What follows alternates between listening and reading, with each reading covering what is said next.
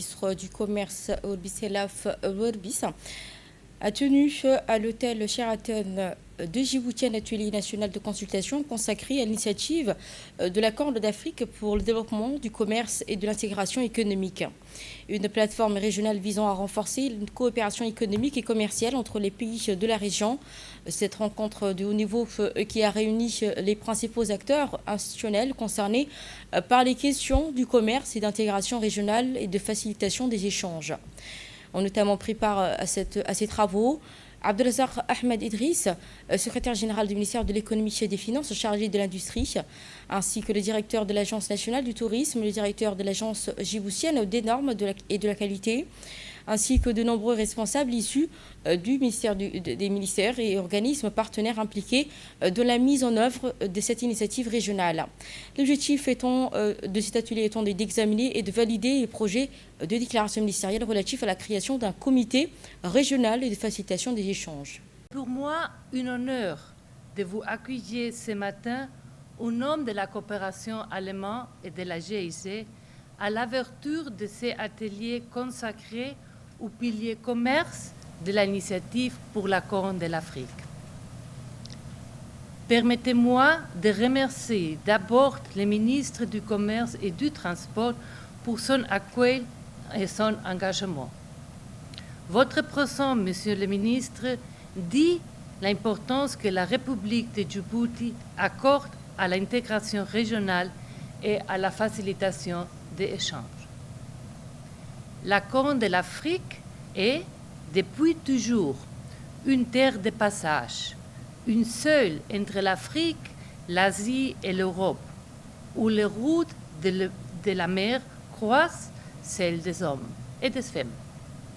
Et pourtant, le commerce entre voisins immédiats demeure trop modeste, retenu par des coûts logistiques élevés et des procédures encore lourdes. Comme vous le savez tous, Djibouti occupe une position stratégique unique dans la Corne de l'Afrique, carrefour maritime et terrestre incontournable. Notre pays se veut le poumon commercial de la région. C'est avec cette responsabilité en tête que nous devons aborder la feuille de route sur la facilitation des échanges. Nos liens commerciaux avec l'Éthiopie et les autres pays de la Corne de l'Afrique sont en pleine croissance. Pour consolider cette dynamique, des réformes concrètes s'imposent. La feuille de route régionale identifie plusieurs axes dans lesquels Djibouti est en avance déjà. Nous disposons de systèmes de traitement des pré-arrivées des marchandises et nous avons fait de notre port un modèle de transit régional. Mais de progrès restent à accomplir. D'abord, le corridor dessous, les corridors qui relient Djibouti, l'Éthiopie, Sud-Soudan et l'Ouganda, représentent une opportunité historique. La signature du mémorandum d'entente pour la mise en place d'une autorité de gestion de corridors est un signal fort. Dans le même ordre d'idées aujourd'hui, nous vous proposons la création d'une institution qui va être aussi sous-régionale, où tous les pays membres de la Horn for Africa vont siéger. Distingués invités, Mesdames et Messieurs, c'est avec grand plaisir que je prends part à l'ouverture de cet atelier national de consultation consacré à l'initiative de la Corne de l'Afrique pour le développement du commerce et de l'intégration économique. La tenue de cette rencontre revêt une importance particulière. Elle intervient à un moment où notre région est confrontée à des défis multiples et économiques, climatiques, sécuritaires, géopolitiques, qui exigent de nous une réponse collective, coordonnée et ambitieuse. Ces défis nous rappellent une vérité fondamentale dans un monde de plus en plus interconnecté. Aucun pays ne peut réaliser seul son plein potentiel de développement. Notre prospérité future dépend de notre capacité à construire des partenaires solides, à renforcer les liens économiques entre nations et à faire de l'intégration régionale un véritable moteur de croissance durable. Mesdames et Messieurs, la facilitation des échanges constitue l'un des piliers essentiels de notre transformation.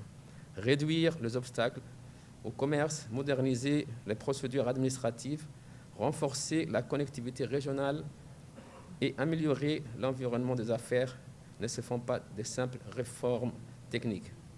Ce sont des choix stratégiques qui conditionnent la compétitivité de nos économies et leur capacité à générer une croissance inclusive.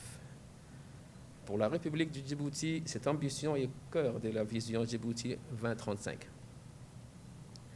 qui vise à faire de notre pays une plateforme régionale de commerce et de logistique et de servir à haute valeur ajoutée.